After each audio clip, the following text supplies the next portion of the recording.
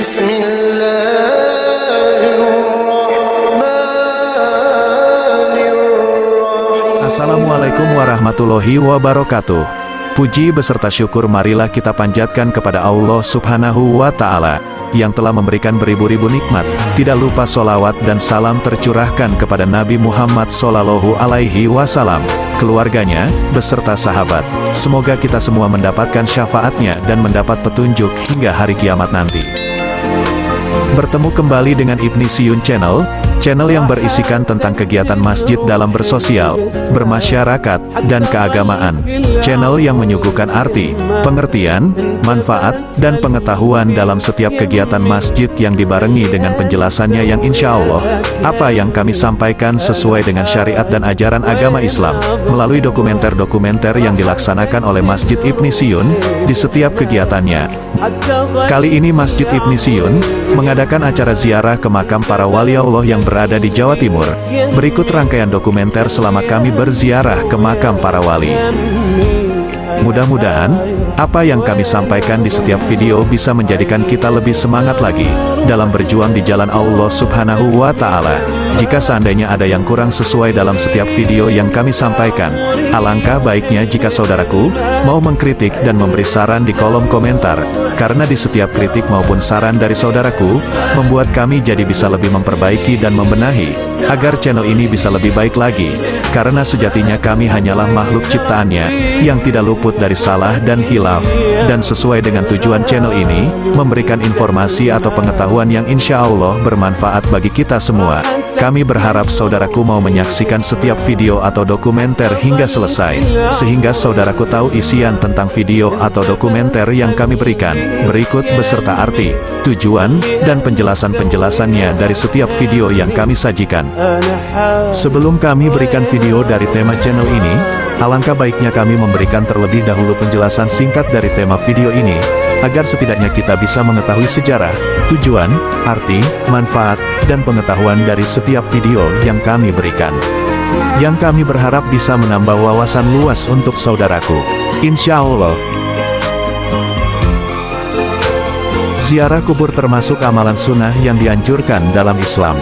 Karena saat ziarah kubur akan mengingatkan kita dengan kematian. Manfaat berziarah ke makam para ulama dan wali-wali Allah di samping akan mendatangkan keberkahan bagi para peziarah, juga menyadarkan mereka akan kealiman dan kesolehan orang yang berada di dalam kubur. Berikutnya kami akan menjelaskan satu persatu sejarah para wali Allah yang kami kunjungi dalam rangkaian ziarah Masjid Ibni Siyun, agar kita bisa lebih menambah wawasan kita. Insya Allah. Berikut kami berikan sejarah singkat dari makam para wali Allah. Yang pertama adalah Ki Ageng Anom Besari. Makam tokoh agama Kiai Anom Besari merupakan ayah dari Kiai Ageng Muhammad Hasan Besari Tegalsari Ponorogo di Desa Kuncen, Kecamatan Mejayan, Kabupaten Madiun. Sementara itu, dari silsilah yang terpampang di lokasi makam, Kiai Ageng Anom Besari yang memiliki gelar Raden Neda Kusuma serta Kiai Ageng Indrabahan itu merupakan keturunan ke-14 dari Raden Wijaya. Kiai Ageng Anom Besari merupakan ayah dari Kiai Muhammad Hasan Besari yang makamnya ada di Desa Tegalsari, Kecamatan Jetis, Ponorogo.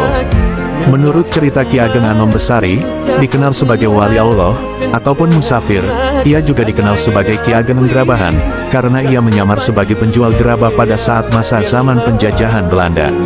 Sehingga dengan ia menyamar sebagai penjual gerabah ia bebas untuk bergerak kemana-mana guna menyiarkan agama Islam. Banyaknya pundung atau gundukan tanah yang ada di sekitar makam Ki Ageng Anom Besari ini, diakui sebagai salah satu wujud kearifannya atau kesaktian Ki Ageng Anom Besari pada saat masih hidup. Selain makam Kiai Ageng Anom Besari, di makam Desa Kuncen Caruban ini, juga ada makam-makam para Bupati Madiun dan Bupati Caruban dan kerabatnya antara lain, Pangeran Mangkudipuro Bupati Madiun ke-13, Bupati Caruban Raden Cokorokusumo ke-1, Raden Cokorokusumo ke-2, Raden Tumenggung Witnyo Subroto, dan Raden Tumenggung Jayengrono, dan lain-lain. Selanjutnya adalah makam Syekh Suluhi. Siapakah Syekh Suluhi? Beliau bernama asli Dewa Agung Pranotokusumo, putra dari Brawijaya kelima, Raja Majapahit terakhir, dengan selir kanjeng ibu sepuh yang dirahasiakan namanya. Saudara Raden Patah tersebut satu ayah, beda ibu, adalah salah satu santri dari Sunan Ampel, Raden Rahmat.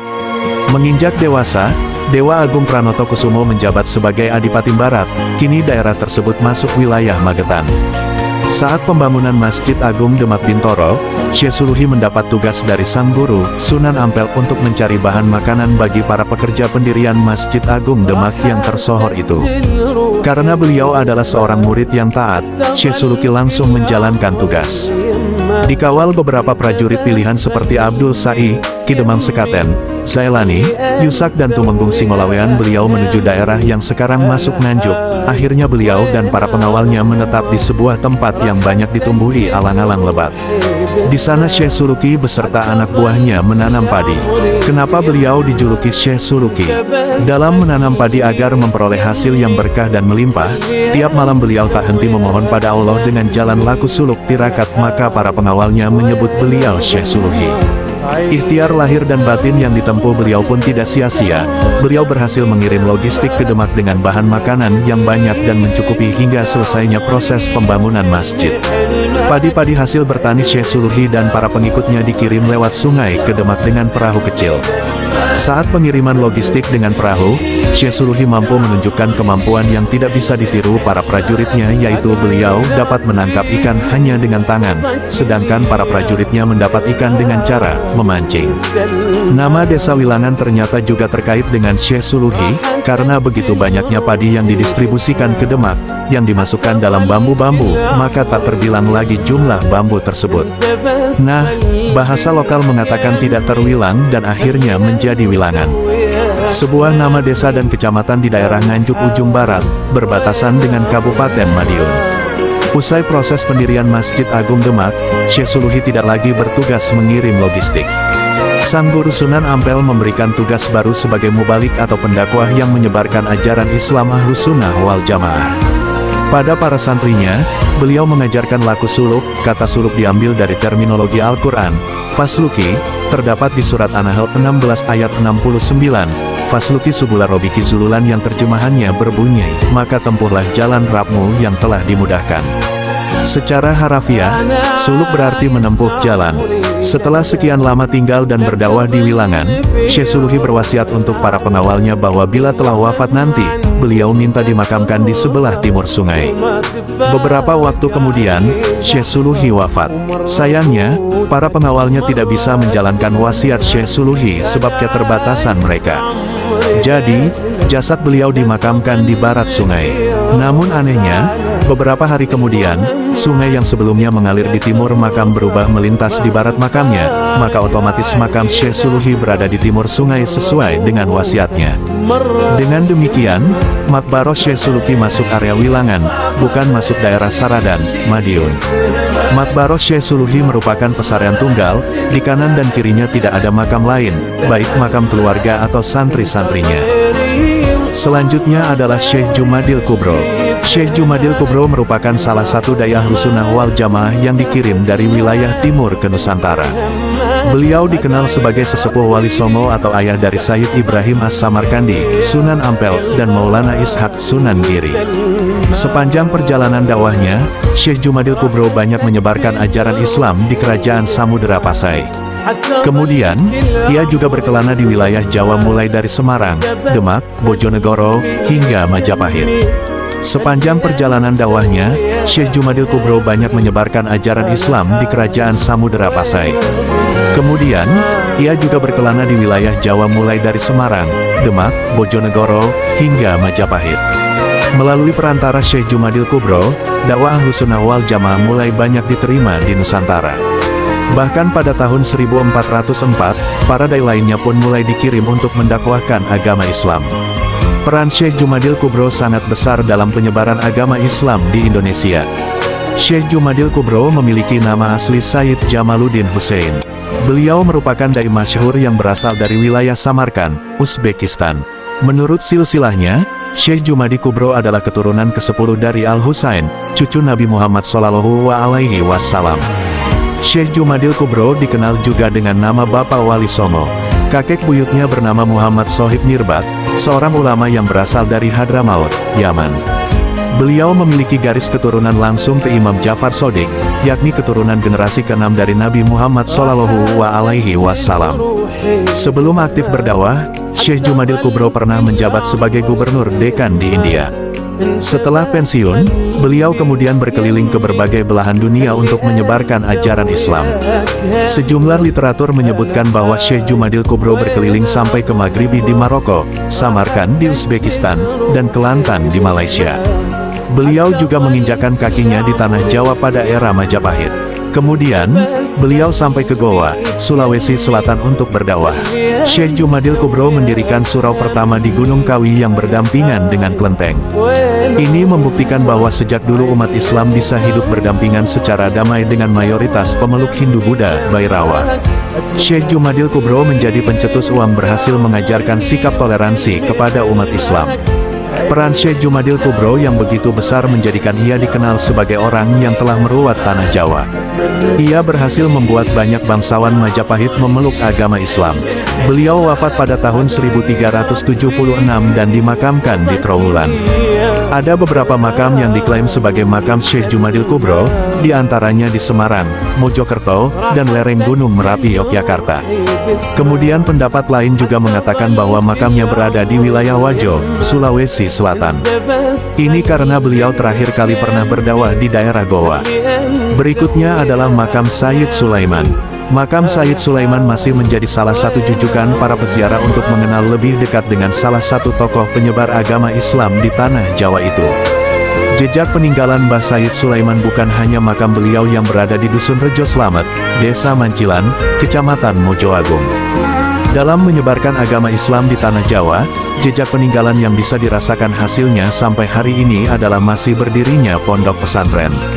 Pesantren itulah yang kemudian menjadi salah satu peninggalan yang tak rapuh dimakan zaman, hingga hari ini. Di Jawa Timur, Jatim, bahkan khususnya Kabupaten Jombang, begitu banyak pondok pesantren.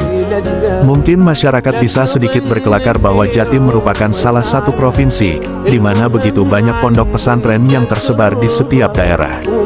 Perjuangan Mbah Sayyid dalam mendirikan pesantren terekam jelas kala lembaga pendidikan yang ia dirikan masih kokoh sampai hari ini. Pondok Pesantren Sidogiri, Pasuruan, adalah salah satu saksi sejarah Mbah Sayyid dalam menyebarkan agama Islam dan turun-temurun menurunkan pewaris perjuangan atau alim ulama, yang kemudian jadi pemangku beberapa pondok besar. Seperti di Pondok Pesantren Sidoresmo dan Pondok Pesantren Al-Muhibin Surabaya, sampai Pondok Pesantren Syekhona Kolil Bangkalan. Ketika itu, pada masa perantauannya di Nusantara, Mbah Sayyid menikahi putri Maulana Sultan Hasanuddin, seorang putri bangsawan keturunan Rasulullah, bernama Syarifah Khadijah, cucu dari Raden Syarif Hidayatullah atau Sunan Gunung Jati.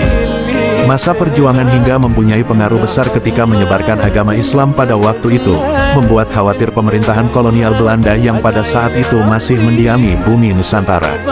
Sehingga, saat menginjak dewasa, Sayyid Sulaiman pun diasingkan. Diasingkan oleh pemerintah kolonial, kemudian tak membuat Mbah Sayyid gentar. Dirinya lalu tinggal di Krapyak, Pekalongan, Jawa Tengah. Dan di sanalah ia kemudian menikah dan melahirkan keturunan beberapa orang putra. 4 di antaranya laki-laki, yakni Hasan, Abdul Wahab, Muhammad Bakir, dan Ali Akbar. Dari Pekalongan, Mbah Sayyid Sulaiman lalu berkelana lagi. Solo, Surakarta, waktu itu menjadi tempat tujuan. Untuk diketahui, Mbah Sayyid Sulaiman bin Abdurrahman Basyaiban merupakan tokoh penyebar agama Islam di Jawa Timur yang juga masih keturunan ke-27 dari Rasulullah Muhammad SAW. Pria keturunan Hadramaut. Menurut juru kunci makam Sayyid Sulaiman, Muhidun, ia mengatakan bahwa tokoh yang menyebarkan agama Islam di Jatim itu dulunya merupakan seorang anak dari pria Arab bernama Abdurrahman. Dirinya merupakan seorang Sayyid, keturunan Rasulullah, yang memiliki gelar Basyaiban. Gelar Basyaiban itu sendiri merupakan gelar warga Habib keturunan Sayyid Abu Bakar Syaiban. Ulama terkemuka di Tarim, Hadramaut. Dikenal alim dan juga sakti.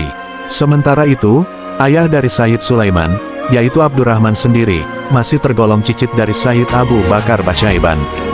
Dirinya merupakan putra sulung dari Sayyid Umar bin Muhammad bin Ahmad bin Abu Bakar Basyaiban.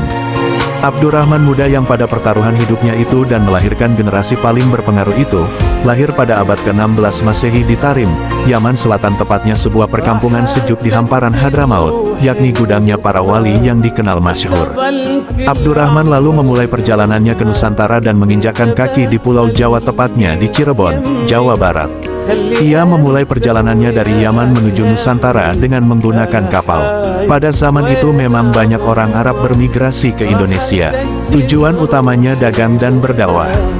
Berikutnya adalah Makam Gus Dur. Sejarah Makam Gus Dur merupakan salah satu tempat ziarah yang populer di Indonesia. Tempat ini menjadi saksi bisu dari kehidupan seorang tokoh besar, yaitu Kiai Haji Abdurrahman Wahid atau yang akrab disapa Gus Dur. Makam Gus Dur, juga dikenal sebagai Kiai Haji Abdurrahman Wahid, terletak di Kompleks Pemakaman Tebu Ireng di Jombang, Jawa Timur. Gus Dur, yang merupakan Presiden Indonesia keempat, adalah seorang ulama, intelektual, dan tokoh Nahdlatul Ulama yang sangat dihormati. Makam Gus Dur adalah tempat yang sakral dan sering dikunjungi oleh pengagum dan pengikutnya. Makam tersebut menjadi tempat peringatan dan penghormatan bagi warisan spiritual dan intelektual Gus Dur, serta sebagai tempat bagi para pengunjung untuk berdoa dan merenung. Makam Gus Dur dirancang dengan sederhana, mengikuti prinsip-prinsip arsitektur Islam tradisional. Tempat ini dihiasi dengan batu nisan dan batu peringatan yang mengingatkan kita akan kontribusinya sebagai pemimpin negara dan pemikir Islam moderat.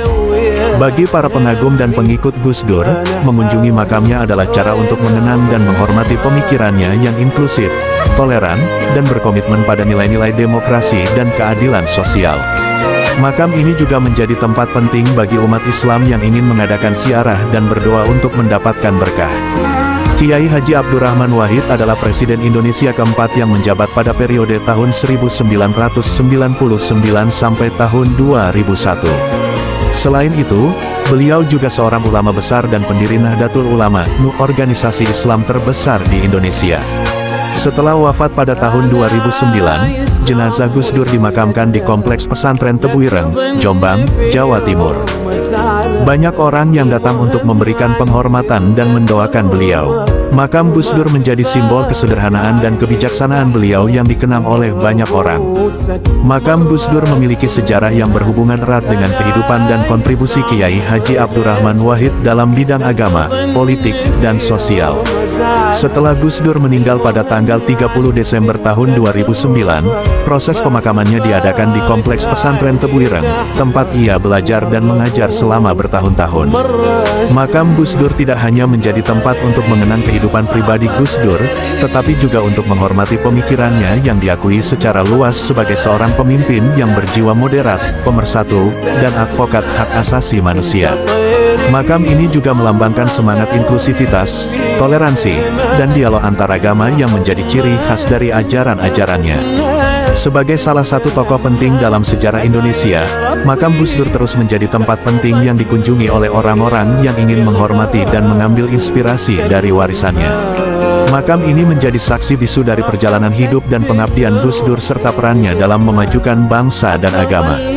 Selain itu, makam ini juga menjadi pusat kegiatan spiritual seperti pengajian, zikir, dan doa bersama yang diadakan secara rutin. Ini menciptakan suasana yang memancarkan ketenangan dan kedamaian spiritual, serta memperkuat ikatan komunitas pengikut Gus Dur. Makam Gus Dur juga merupakan titik pertemuan dan persatuan bagi berbagai lapisan masyarakat yang datang dari berbagai latar belakang budaya, agama, dan suku. Tempat ini menunjukkan bahwa kesatuan dan persaudaraan dapat terwujud di tengah perbedaan. Kiai Haji Abdul Wahab Hasbullah adalah salah satu ulama pendiri Nahdlatul Ulama yang berpandangan modern dan diplomatis, sekaligus kiai asal Pondok Pesantren Bahrum Ulum Tambak Beras, Jombang. Beliau juga merupakan pengarang lagu Yahlal Waton yang banyak dilantunkan warga NU. Ia diangkat sebagai pahlawan nasional Indonesia oleh Presiden Joko Widodo pada tanggal 7 November tahun 2014. Ayah Kiai Haji Abdul Wahab Hasbullah adalah Kiai Haji Hasbullah Said, pengasuh pesantren Tambak Beras Jombang, Jawa Timur, sedangkan ibundanya bernama Nyai Latifah. Kiai Wahab wafat tanggal 29 Desember tahun 1971 dan makam Kiai Wahab terletak di Komplek Pondok Pesantren Bahrul Ulum Tambak Beras, tepatnya di sisi barat Desa Tambak Rejo, Kecamatan Kabupaten Jombang. Kiai Haji Abdul Wahab Hasbuloh merupakan pahlawan nasional dan ulama inspirator, salah satu pendiri dan penggerak organisasi masyarakat Nahdlatul Ulama NU. Beliau juga merupakan santri kinasih dari Kiai Haji Muhammad Hashim Asy'ari. Kiai Wahab tercatat pernah menjadi lurah pesantren Tebu Ireng. Beliau juga seorang pelopor dalam membuka forum diskusi antar ulama, baik di lingkungan NU, Muhammadiyah, Perti dan organisasi lainnya. Beliau belajar di pesantren Langitan Tuban, pesantren Mojosari Nganjuk, pesantren Tawangsari Sepanjang, belajar pada Syekhona R. Muhammad Khalil Bangkalan, Madura, dan pesantren Tebu Ireng Jombang di bawah asuhan Hadratus Syekh Kiai Haji Muhammad Hashim Asy'ari. Di samping itu, Kiai Wahab juga merantau ke Mekah untuk berguru kepada Syekh Mahfuz Tirmasi dan Syekh Al-Yamani dengan hasil nilai istimewa. Kiai Haji Abdul Wahab Hasbuloh merupakan bapak pendiri NU. Selain itu juga pernah menjadi Panglima Laskar Mujahidin, Hizbullah, ketika melawan penjajah Jepang. Beliau juga tercatat sebagai anggota DPA bersama Ki Hajar Dewantoro. Tahun 1914 mendirikan kursus bernama Taswirul Afkar. Tahun 1916 mendirikan organisasi pemuda Islam bernama Nahdlatul Wathon. Kemudian pada 1926 menjadi ketua tim Komite Hijaz yang menemui Raja Arab Saudi. Amalan yang selalu Kiai Haji Wahab baca yaitu Huwal Habib, bagian dari salawat burdah. Kiai Haji Abdul Wahab Hasbuloh juga seorang pencetus dasar-dasar kepemimpinan dalam organisasi NU dengan adanya dua badan, Syuriah dan Tanfiziyah sebagai usaha pemersatu kalangan tua dengan muda. Dari catatan sejarah berdirinya Gerakan Pemuda Ansor dilahirkan dari rahim Nahdlatul Ulama NU. Berawal dari perbedaan antara tokoh tradisional dan tokoh modernis yang muncul di tubuh Nahdlatul Wathon, organisasi keagamaan yang bergerak di bidang pendidikan Islam, pembinaan mubalik dan pembinaan kader. Kiai Haji Abdul Wahab Hasbuloh, tokoh tradisional, dan Kiai Haji Mas Mansur yang berhaluan modernis, akhirnya menempuh arus gerakan yang berbeda justru saat tengah tumbuhnya semangat untuk mendirikan organisasi kepemudaan Islam. 2 tahun setelah perpecahan itu, pada 1924 para pemuda yang mendukung Kiai Haji Abdul Wahab Hasbuloh yang kemudian menjadi pendiri NU membentuk wadah dengan nama Syubanul Wathon Pemuda Tanah Air. Organisasi inilah yang menjadi cikal bakal berdirinya Gerakan Pemuda Ansor setelah sebelumnya mengalami perubahan nama seperti Persatuan Pemuda NU, PPNU, Pemuda NU, PNU, dan Ansarun Nahdlatul Ulama. Nama Ansor ini merupakan saran Kiai Haji Abdul Wahab Hasbuloh diarsipkan di Wayback Machine, ulama besar sekaligus guru besar kaum muda saat itu, yang diambil dari nama kehormatan yang diberikan Nabi Muhammad SAW kepada penduduk Madinah yang telah berjasa dalam perjuangan membela dan menegakkan agama Allah. Terima kasih kepada para saudaraku yang sudah menyempatkan waktunya untuk menonton video ini sampai selesai. Semoga kami bisa terus memberikan sesuatu yang bermanfaat bagi kita semua. Terus dukung channel kami agar bisa lebih berkembang lagi, agar kami bisa terus berbagi pengetahuan. Insya Allah. Wassalamualaikum warahmatullahi wabarakatuh.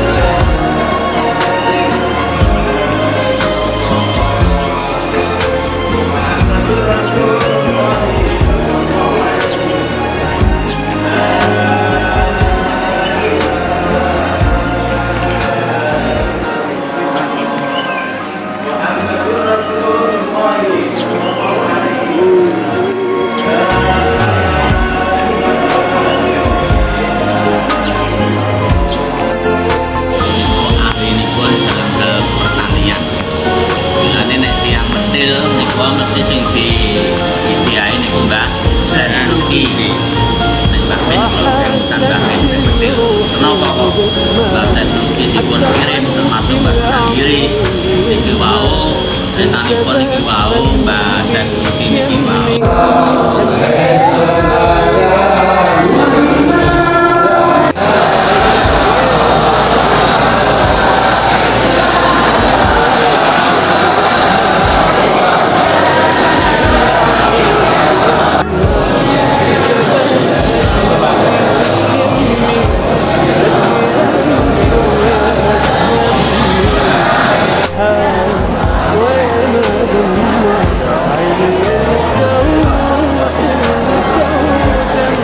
Terima kasih kepada para saudaraku yang sudah menyempatkan waktunya untuk menonton video ini sampai selesai. Semoga kami bisa terus memberikan sesuatu yang bermanfaat bagi kita semua. Terus dukung channel kami agar bisa lebih berkembang lagi, agar kami bisa terus berbagi pengetahuan. Insya Allah. Wassalamualaikum warahmatullahi wabarakatuh. ربي يحفظك لي يا الغالي ويسلمك.